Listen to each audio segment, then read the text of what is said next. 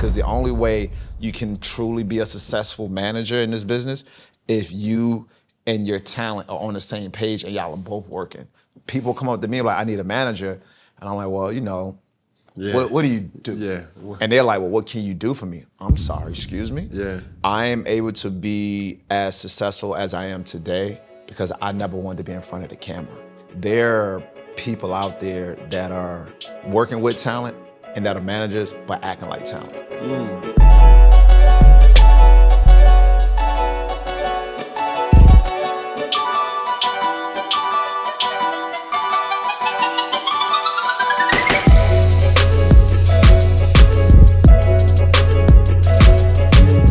Yo, what's good? What's popping? What it is, what it ain't, what it could be, what it should be, what it would be. Cam Newton the Sum, Mr. Boogie the All. Today with another episode of Funky Friday. And I promise to give good content for the masses and always keep it funky for your asses. Today we have a father. Today we have a producer. Today we have a book author. Today we have a talent manager.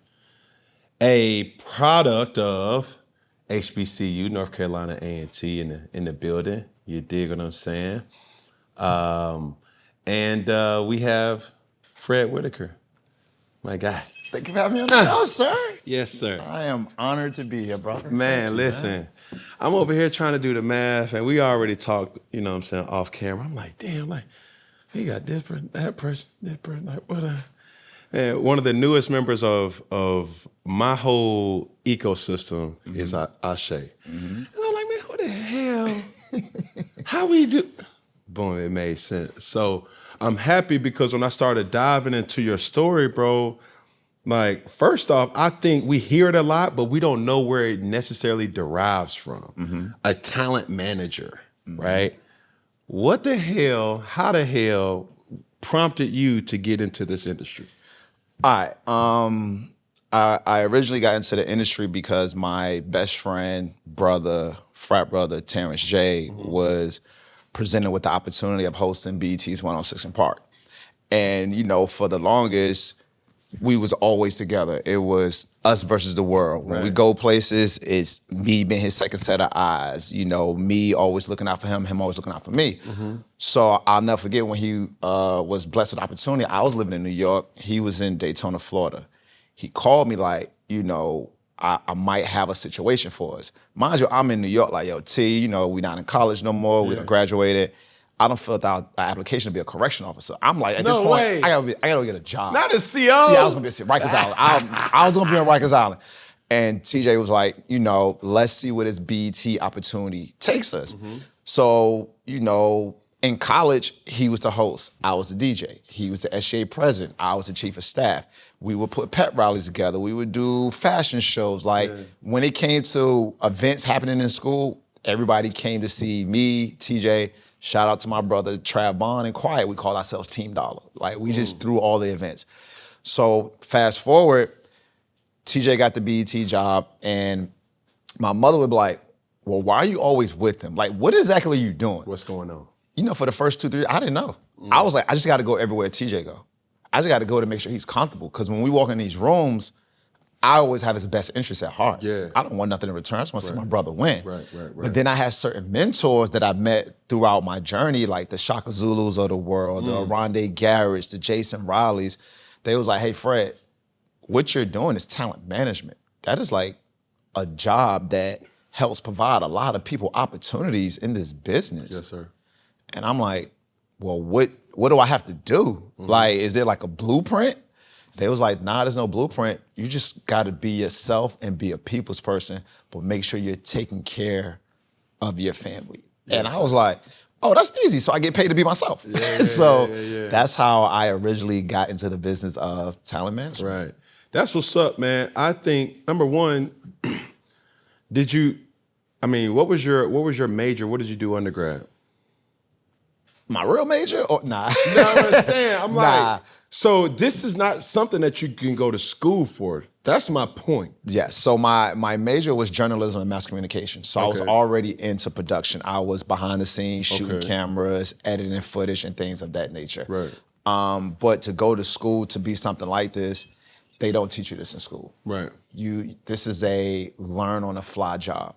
And so, when the opportunity presented itself, everything was trial and error. Right. We've been in the business almost 20 years now, and it's been trial and error. There's been a lot of ups, there's been a lot of downs. A lot of people see the wins, but don't see the losses. I love the losses more because it's a learning experience, which helped me make better decisions moving forward. So even with this, because I always tell people or talent that's on Funky Friday or Grace the Stage or the platform, I'm speaking in a kaleidoscope lens. I'm speaking for my interests.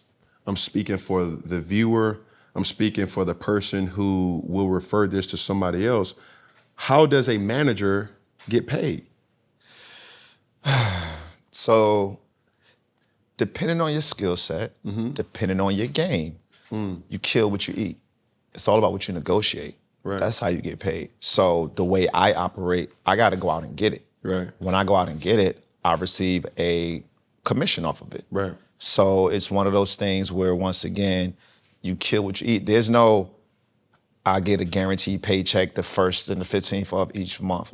And that's why when I first started, my father didn't understand. He was like, if you don't go do that correction officer job and get paid and get your pension and retire, and I'm like, but I'm not gonna be happy doing that. Right. Like, there's something about, all right, this is the goal, this is the plan, this is the journey to get to what we're trying to accomplish. For me, I love that. Money comes and goes, but at the end of the day, it's the journey that I appreciate the most. So it's given like an agent-esque, Yes. but without all the requirements. Yes. So I have this conversation with people all the time. What's the difference between an agent and a manager? Okay. And they're very similar, but then it also depends on what type of manager you have. Like for me, I'm more of a personal. I don't have a big conglomerate, a whole team. Right. It's me and just my network. Some agents or managers have a roster of people, and they just throw names out there and they just answer the phone. I'm making the phone calls. Right. I'm like, hey, I have a client that's coming in the market. How can I find them an endorsement deal? How can I find them an appearance fee? How can I have them do something in community service? I'm doing it from a grassroots level, but also along the lines of what is my talent goals and what it is that they're trying to accomplish. Because the only way you can truly be a successful manager in this business, if you and your talent are on the same page and y'all are both working. People come up to me like, I need a manager. And I'm like, well, what do you do? Yeah. And they're like, well, what can you do for me? I'm sorry, excuse me? Yeah. Terrence and I get along so well because we inspire each other to keep, sometimes he'll be like, hey, Fred, I got an opportunity for us. I'm like, wait a minute, I'm supposed to be manager. I'm supposed to get the opportunity. Yeah. But iron sharpens iron. It's reciprocated. Absolutely. Yeah. So, yeah. I think now, being in Atlanta, the mecca of entertainment. This entertainment, music, everything, whatever. You know what I'm saying? If you want it in Atlanta, if they need to have a remix. If you can make it in Atlanta, boy, you can make it anywhere. Absolutely. Shout out to Alicia Keys and Jay-Z, Empire State of Mind, right? But at the same time, you always hear people getting the reference to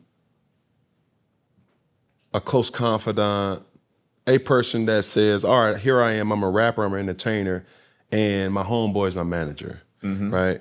What would you say to that person who is up and coming, who tries to take the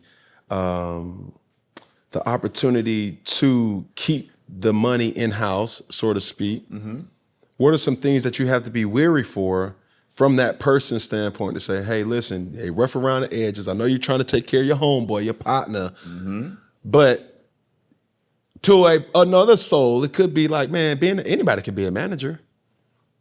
So, to answer your question, I am able to be as successful as I am today because I never wanted to be in front of the camera.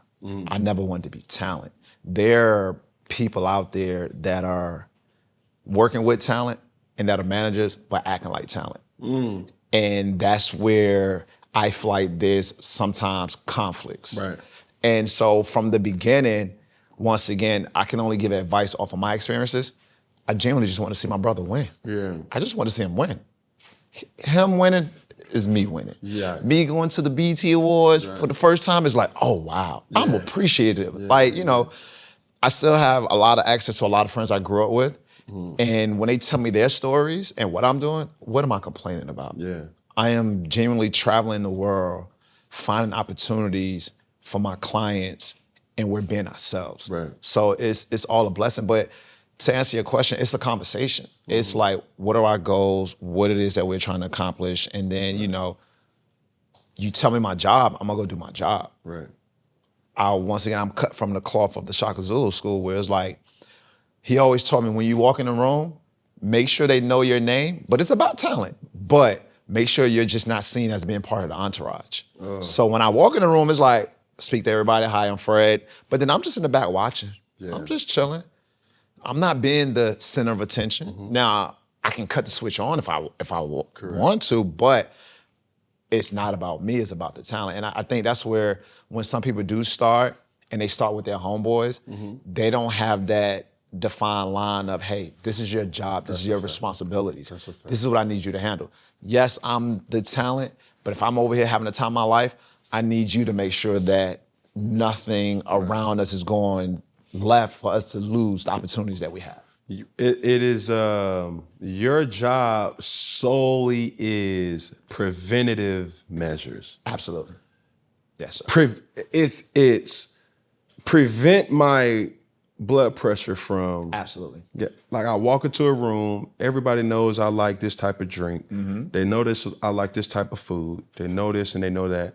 All these are things, and when you're talking about talent, and we're this leading me to another thing is, these are the things that I need to get my mind right. You know what I'm saying? Absolutely. Because I don't need this to be a distraction. If I ordered the green type of gum, why the hell is the red type of gum in here?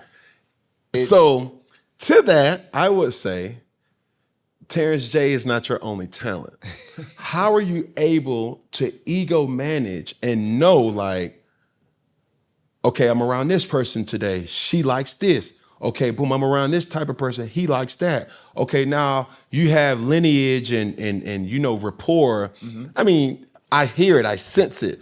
You and T, like, y'all, you already know what time We're it is. freaking frat. You know what I'm saying? Like, you know, oh, he get, hey, can everybody kind of leave the room real quick? Absolutely. You know what I'm saying? You gotta know how to read the room. But at the same time, it's like, how do you read your person? You know, that in essence, you're an extension of. It's building a rapport and a relationship with them. It's just having a transparent conversation, and it's genuinely getting to know them. Like, as a manager, you have to be a people's person. You have to know how to read somebody and read the room, because at the end of the day, whatever client I'm working with, when they're walking into that room and we have something we have to do, I need them to focus on that. I don't need them to worry about all of the distractions. I don't need them to worry about, is the drive outside. I don't need them to worry about, you know, what questions they're gonna get asked. My job is for them to walk into the room and for them to be themselves. That's why they're getting the bags that they're getting, or they're getting the opportunities that they're receiving. So, you know, yeah, man, it's just knowing them. It's spending time with them. Yeah. But it's like, once again, even though they call themselves talent, I call them my friends. Yeah. When you know your friend, you know your friend. And it's just helping my friend become successful to accomplish the goals and dreams that they want to achieve. Once I figured out what my purpose was in life, and I learned that my purpose was to serve people. I genuinely like helping people. Like, I would reach out to certain people and be like, oh, what are you working on? How can I help? I feel like the energy I put out there is the energy that I get back, and I get the blessings in another way. So literally, I'll call some of my clients like, what are you working on? What you got going on? Mind you, not getting a commission, nothing off it. I'll make that phone call for you. Yeah. Just to help. Man, listen, bro.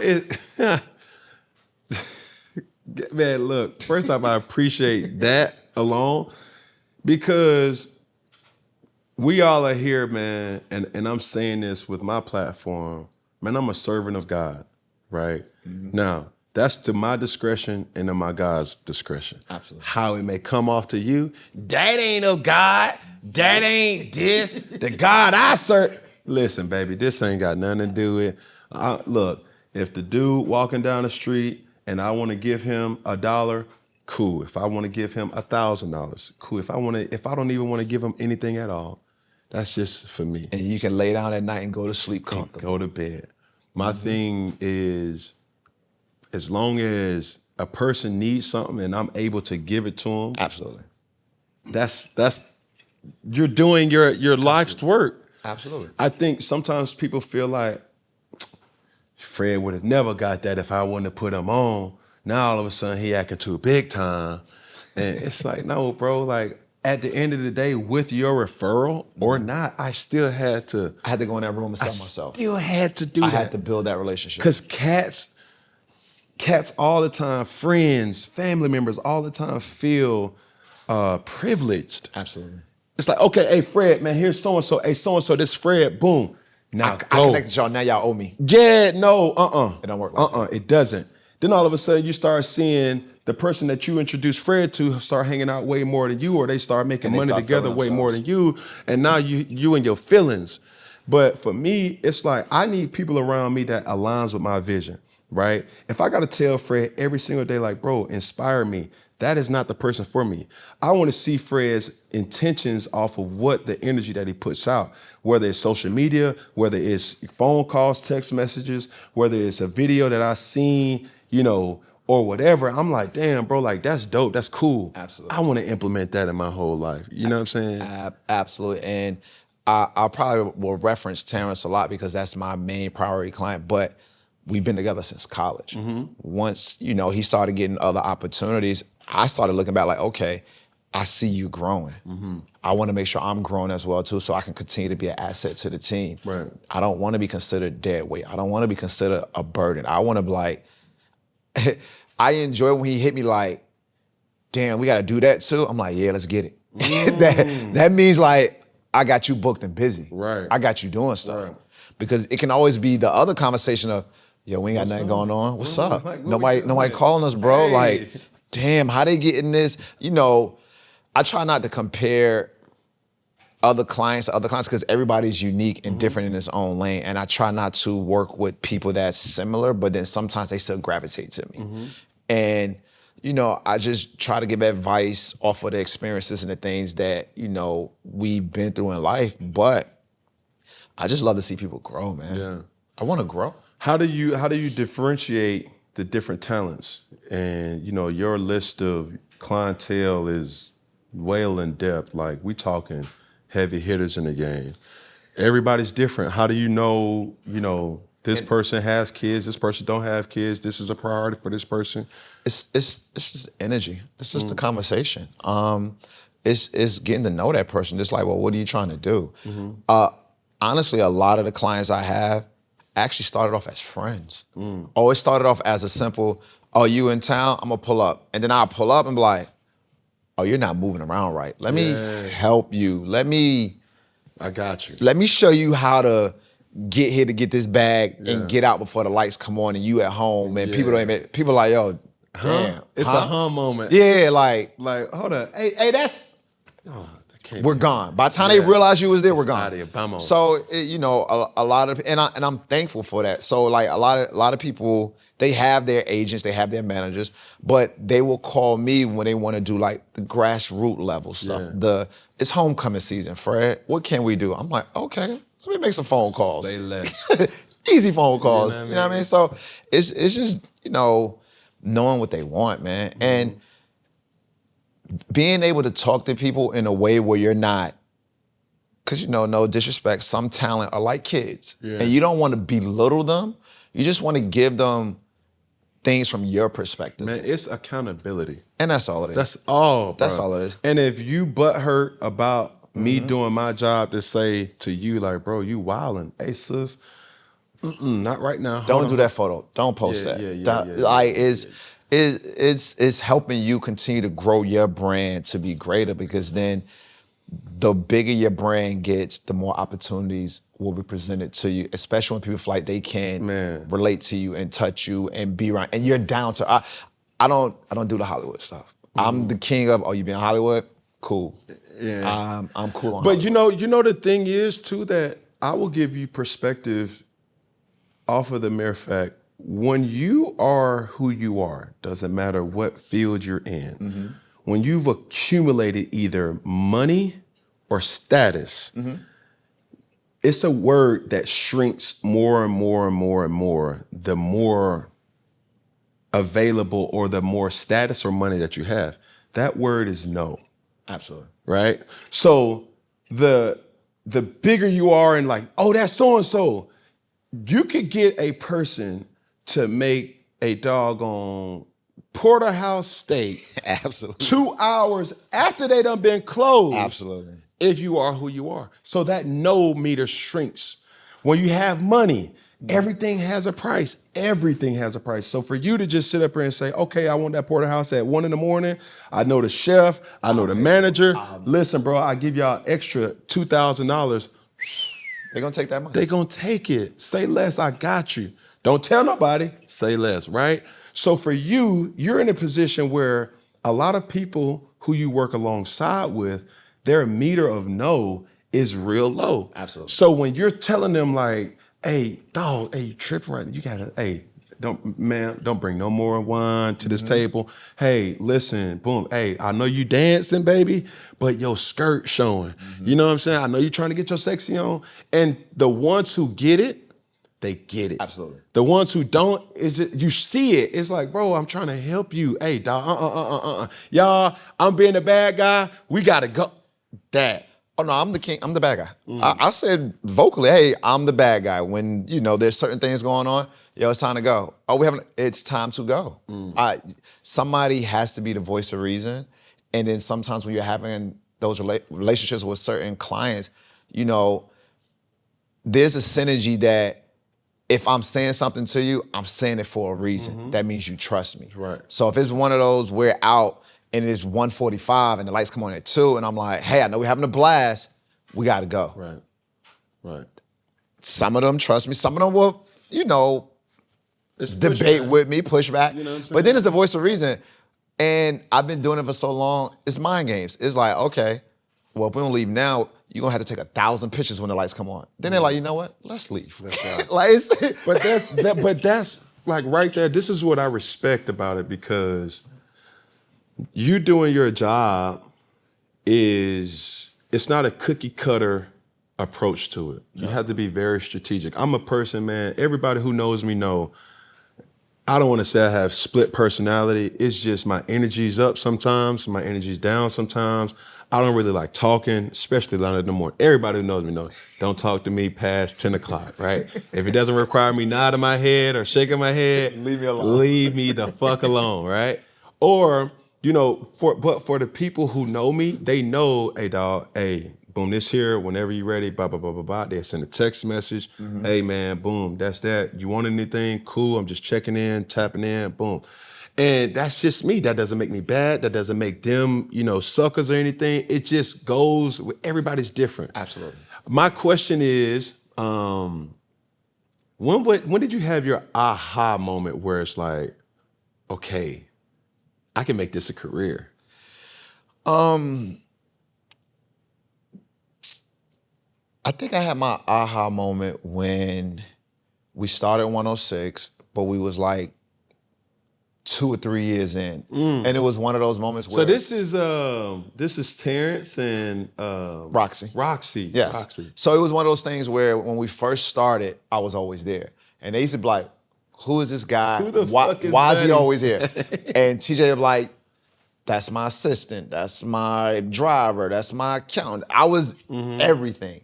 And then I think I had an aha moment where there was like a BT weekend or something. And then people started coming to TJ like, where's Fred? And I was like, oh, people are really rocking with me. Yeah. People are really appreciating me because when I'm there, I'm just making sure everybody's cool. I'm literally making their job easier when it comes to dealing with my client. Oh, y'all need him to be at a certain time, I'll go tell them. Right. Because, sometimes people be afraid to approach talent or talk to talent because they don't know the reaction or they feel like they don't want to bother them. Correct. Especially when you're going over lines or you're memorizing the script and you're remembering the questions that you got to do. And if somebody asks you a question, It'll throw you off. And then you're like, huh. So then it's like, they were literally like, where's Fred at? Yeah. And then T hit me like, yo, what time are you pulling up? Because everybody's asking for you. And I'm like, so now people are starting to see my worth and my value. And I didn't take it for granted. Right. I just appreciate it. But even if they didn't appreciate it, I still would have been doing it. So basically what you're saying is, there's a quote in Scarface, and he says, you need people like me. Absolutely. You need people like me. You need people like I'm saying that Fred humbly. Whitaker. You need people like me. That. You that you can point your finger, not the bad guy, but that guy. I'll be the bad guy, I'll be the good guy, but Yeah. at the end of the day, long as my talent is cool and happy, I'm doing my job. Man, listen, so as we're trying to transition to, the next phase, I, was with the help of my support team, Big Brico, Brianna, Ashe, it was telling me some things that I was like, damn, that's dope, right? And any parent that does their due diligence to make sure that their child is living a better life than they did, that are hands-on, that's the key. That's the bold part. I respect. You have 2 daughters. Yes. Tell us the demographic of that, and just how are you able to balance work and personal? So I have one biological daughter. Okay. And I have one, I call her my daughter. She's my niece. Okay. Their Journee, my daughter's name is Journee. Briley is her cousin name. Okay. But I kind of took Briley under my wing like a daughter because unfortunately she lost her dad at a younger age. So I've known Briley all her life. Right now, Briley is 13, Journee is 10. She lost her dad when she was like 2 or 3. So she didn't really have that type of rapport Male demographic in her life. And so what I would do is, being a co-parent single dad, Journee and I used to travel a lot. And it would be one of those things where it was like, she got to go to the girls' bathroom. But it's me and her, so I got to take her to close your eyes. We got to go in the men's bathroom. We got to find a family room. But then when I just started putting things together, I was like, well, we're always traveling. She wants somebody to play with. She wants somebody to hang out with. I might as well just bring Briley along with us. And then also it gives Briley those opportunities to have a male figure in her life, to teach her how she should be treated, to teach her about life, teach her about the ups and downs. So we have a very unique, dynamic relationship where I call her like my daughter, but she's really my niece. But I'm super thankful for both of them because they really changed my life. Oh, wow. And raising girls is not easy. It's not for the weak. Lord Jesus. It's not for the weak, Lord man. Jesus. I have two daughters, right? Shakira and Sovereign Dior. Shakira is a teenager and Sovereign is 5 years old, right? What them 2 divas bring out of me is something. I had, my siblings was 2 brothers, right? So I've always had that I never had an issue with being masculine. You know what I'm saying? It was like I was, brain kind of overload with just testosterone. Being in this industry of football too, it was just like, bruh, what's up? What it is. You know what I'm saying? It's on site. No, like for real, it's on site. Whatever you need. That's the kind of the mantra that you have to kind of walk around with. But with having daughters, man, it's like, oh, Daddy, can you hold my hand? Oh, Daddy, I don't feel I have a bellyache. And there's certain things that just like, man, I never would have thought I used this 4-letter word as much as I do now. Cute. No, they're like, oh, baby, that's so cute. Oh. And I'm showing pictures. I'm like, look at her. You could be She's the so toughest guy in the world, but it's something about those daughters that will make you so soft. And they teach you how to love. Yeah. They teach you how to care and be compassionate and patience. Yes. Literally, we're gonna go to the movie today, guys. It started at 1:00. It's 11:30. Come on, guys. I'm giving y'all an hour and a half. Yeah. It's 12:30 now. What? You know what? I'm just sitting in the chair like this. Come on. Let me know when y'all ready. Come on. Let me know when And y'all ready. they're at that sweet spot too, because it's like they're getting a little tingly feeling about the boys, and Oh, my they goodness. trying to catch up with all the trends. Not of, ready. TikTok and Instagram and things like that. And they got a phone, and they want to walk around with the iPads all day or some type Not of. ready. Bro, well, you better get ready. Not ready Because it's for it. coming. I mean, it's going to blitz you too. No, it's Man. I see it like you know how you see the storm coming? I see the storm. And it's like, how do you prevent it? But you also want them to enjoy life. Yeah. And live life. But you still gotta like, what are you looking at? Yeah. Give me your phone. You changed your password. What's the new password? No. Let me get that. Don't try to do that. Unlock it right now. And you better not use your eyes talking about, no, hell no. What the hell the damn code is? Yes, sir. Man, bro, my kids, they are so digitally savvy. Way before, I'm like, Oh, schooling me to the game. Like- Showing me how my daughter, Journee did something on my phone today. I said, put my phone back to regular. I don't know what you did, but this is not my regular home screen. I can't Right. find the buttons. right. Yeah. That's crazy. I think that is important. But two, I'll dive into even more personal. How are you able to, do we have a partner? Do we have a significant other? So I don't have a significant other. I don't have a partner. I work too much. Between my clients, between the girls, it's kind of challenging to find somebody to understand my lifestyle. But how though? But like tell me, and I'm trying to guide you to something real quick, What's the challenges, or what would you say if God himself came down? Time is challenged because there's not enough, even though there's 24 hours in the day, there's still not enough time because daddy have to go out and work and do what he gotta do. So like currently I probably won't see the girls for another week and a half because I'm out of town right now working. So that bothers me because I enjoy picking up from aftercare. I enjoy packing lunches in the morning, but I'm able to make these things work because I have an amazing support system. So Journee and her mother, like we have an amazing co-parenting, and she understands how I provide for Journee, provide for myself, and provide for the family. So it's like, hey, these are the dates you can do. We're going to make it work. So I have a very, very dope supportive system that allows me to continue to do what I'm doing. Now I've heard stories of other people who, it get nasty. Yeah. And I am thankful for my situations.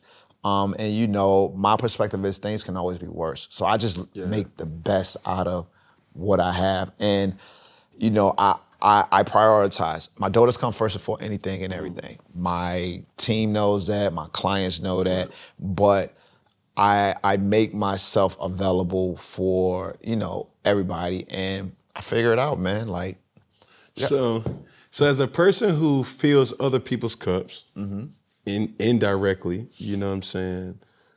How do you fill your cup up? Like, what's your hobbies? Like, what do you say? Like, nah, bro, like this is my time, this is my day, this is what I do. In essence, this is how I put my back to the wall and charge up. I work out. I literally, I run marathons. What? I cycle. I box. I play basketball. Like, that's my outlet. Yeah. So literally every morning I get up and work out before I do anything. If I don't work out, I feel discombobulated. I have to break that sweat. But then it also helps my mind stay sharp. And it also as I'm running marathons, I'm thinking about stuff as I'm running, and it's my escape.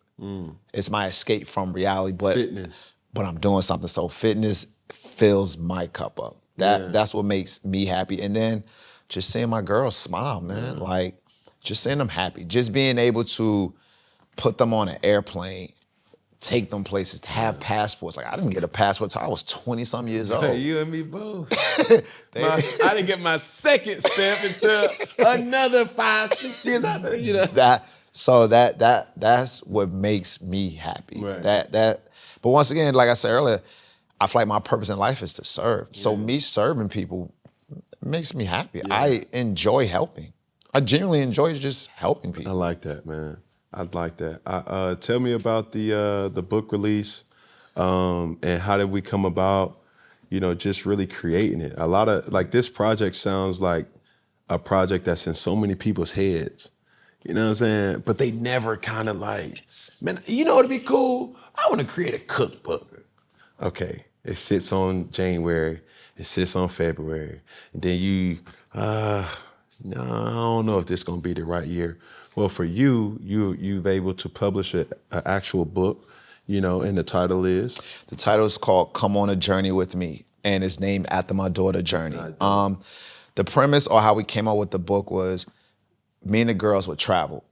And I would just post us doing stuff. But I was only doing that to show my family what we were doing, so I ain't got to keep sending text messages to my grandmother, my mother, their mothers, because they all follow me on social media. Right. So then I stopped posting at one point, and then people would send me messages like, what is Journey doing? Yeah. What's Briley? Like, what are y'all doing? So then I was like, I think there's something there, but I couldn't quite figure out. So I called one of my line brothers, Uche, who's my partner on the book series. I was like, Uche, I'm thinking about doing a children's book. And he was like, well, what would the book be about? And I was like, it'll be about us, our lifestyle, like always traveling with the girls.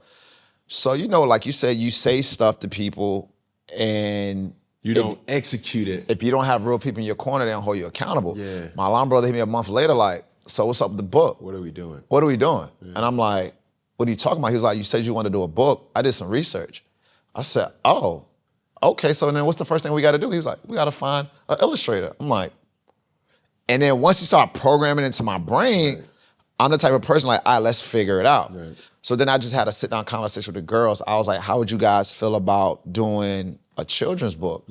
And Journey and Briley was like, they love it because we go to Barnes and Nobles all the time. And one of the hurdles that I would see when we go into Barnes and Nobles is there would be books in there, and I'm not knocking nobody else's books, but I'd rather my daughters read about stuff that they can relate to where they see a Black African-American female pilot or cook, not the big red dragon. It's not real. This is It's real. not tangible to their life. To it's their not saying, lifestyle.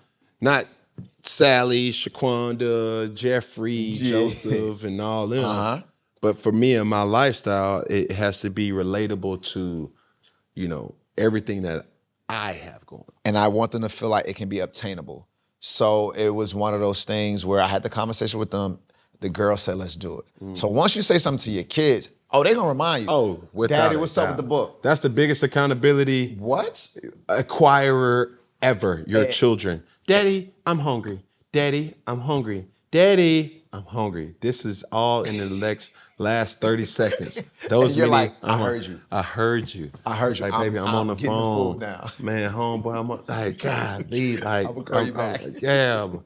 It's like they don't know. I always tease people, and I was seeing this in on different platforms, just talking about when you have children, your privacy is no longer of existence. You don't have privacy. You can't pee by yourself. You can't use the restroom by yourself. You can't take a shower by yourself. And you have to be very strategic in knowing that, okay, with different kids, Absolutely. some of them are mature enough than others, and they also know okay, cool. Now, what that looks like, that could be you personally, the things that you do, more importantly about the things that you say. Absolutely. I always tell people about my kids, I really love music. I wish I was more musically inclined. I'm not. I just have a way of words. You know what I'm saying? Absolutely. I could put words together. I love writing and things like that. And when I'm in a car, like this morning, I have 4 stops at 4 different schools, right? High school, another school, 2 different daycare centers. And when I'm listening to my music, I'm just nodding my head, just okay, boom, boom, boom. I look back or I look in the rearview mirror, I got 5 or 6 other more heads just doing what you're doing, boom, yes. boom. They ain't even in the car seat, just jumping back and forth. And it's funny, but that's them letting you know that we're paying attention to you. I used to say all the time when Journey was younger, they're always watching. So everything you do, you have to be mindful of it because they're watching. And I've seen times where I would brush my teeth a certain way, and then I would catch my daughter doing it. I'm like, why is she doing it? And I'm like, oh, I do that. Right. So they look up to you, and they're a product of their environment. Yes. So I'm always very mindful of the things that I do and say and how I treat people because that's how, I want them to carry themselves. Right. So even when, I was having the book conversation with them, when they kept bringing it back up to me, I was like, okay, I actually got to do this. And I think what a lot of people don't know is when it comes to having a book, you have an idea. Everybody thinks they can write, but that writing world is a whole nother world. But I was like, do I go out and find a writer or do I empower somebody I know? My baby sister wants to be a writer. Wow. So my baby sister is the writer on the book. Literally my baby. So it's all in-house. So we do it all independently. So it's literally me, my line brother Uche, my baby sister Courtney, and Journee and Briley, and Oreo, our dog. And literally we have Zoom calls. Hey guys, y'all gotta get on the Zoom call. And what do y'all think it is? So I would say to the girls like, well, how do y'all wanna promote this book? Let's do the Breakfast Club, Daddy. Oh, y'all are seeing what's going on out here. But now I gotta make those phone calls. Had them on the Breakfast Club. But it's one of those things where I do it to empower them. Right.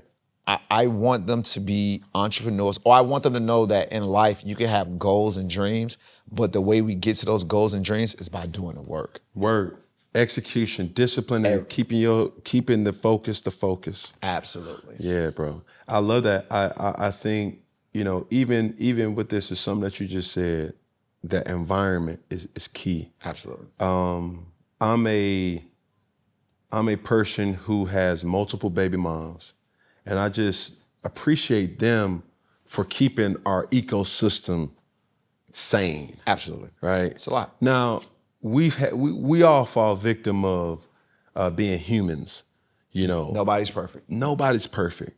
But when you start making it something other than the children, Absolutely.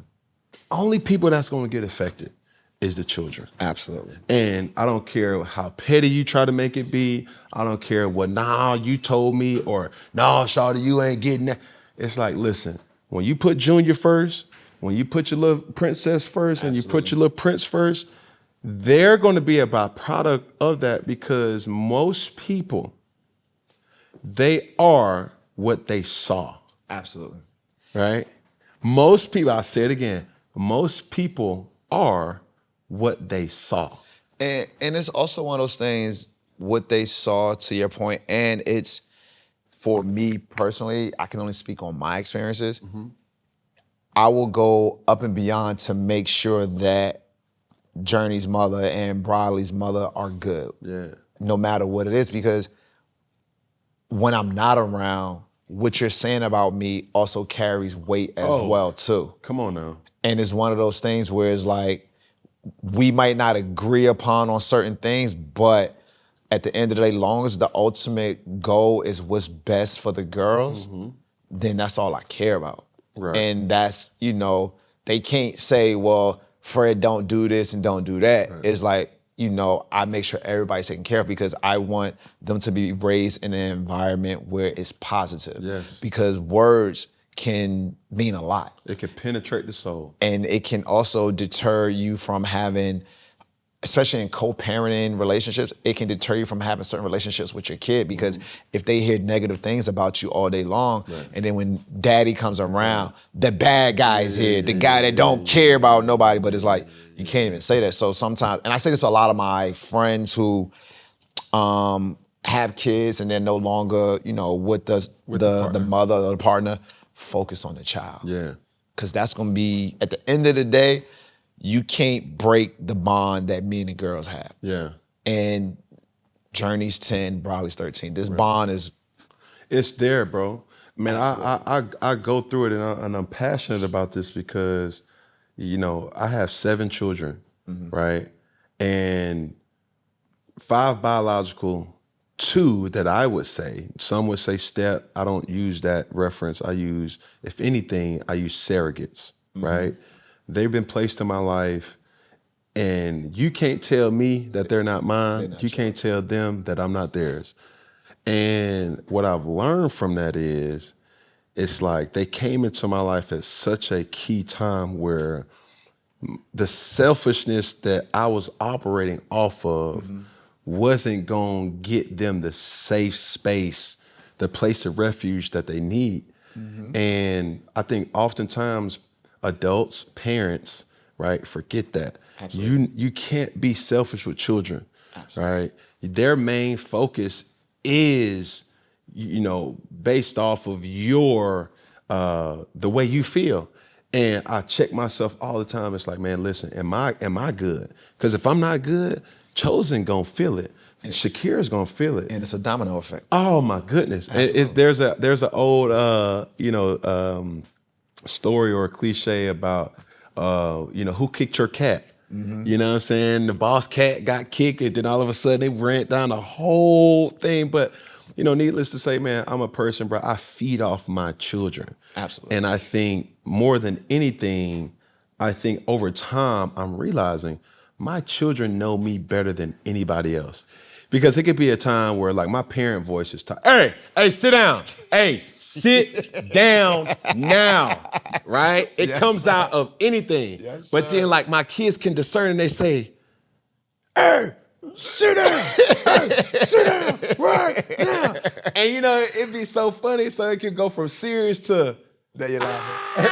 Now everybody's laughing at him. Everybody laughing, but it's like, if you're not able to bring that out and your kids able to really crack that code with you, I mean, bro, when I have my children, bro, it is like so much going on, but I would not have wanted it any other way. It's an escape from reality, and it's an unconditional love that wants nothing back in return. And I realized that for me, managing talent and always putting other people first and always making sure everybody else is good, but people always want something in return. Right. When it came to the girls, they just wanted to hang out with Fred. Yeah. They just wanted to go to the mall.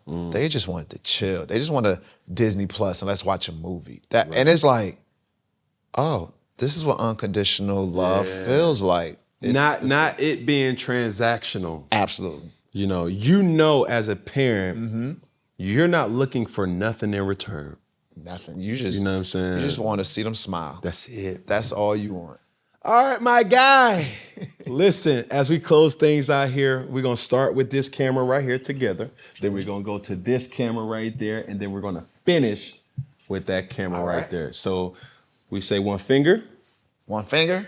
One pinky. One pinky. One thumb. One thumb. One love. One love. You did. Yes, sir. Man, I appreciate you, man. Bro. Thank yes, you, brother. Sir, man. Thank you. Yeah, it wasn't that bad, huh? It wasn't that bad. Yeah. What's up, everybody? This is Fred Whitaker. I'm here on Funky Fridays with my big bro, Cam. Make sure y'all check out my book, Come on a Journey with Me to ATL. You can get the book at www.comeonajourney.com. Check it out. One love, support, Black fathers rock. Yeah! Third time the charm.